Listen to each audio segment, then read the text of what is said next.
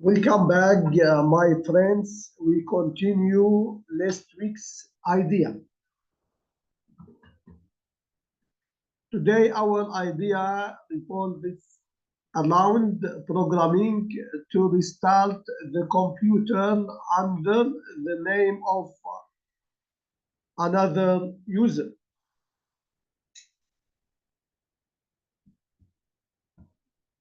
Today, our idea revolves around programming to restart the computer under the name of another user.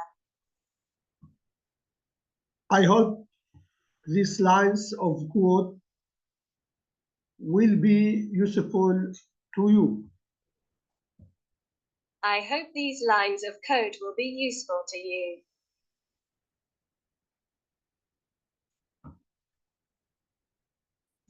We will meet next week, God willing. We will meet next week, God willing. أرحب بكم من جديد أصدقائي. نكمل فكرة الأسبوع الماضي. اليوم فكرتنا تدور حول برمجة إعادة إقلاع الكمبيوتر باسم مستخدم آخر. أرجو أن تكون هذه الأسطر البرمجية مفيدة لكم.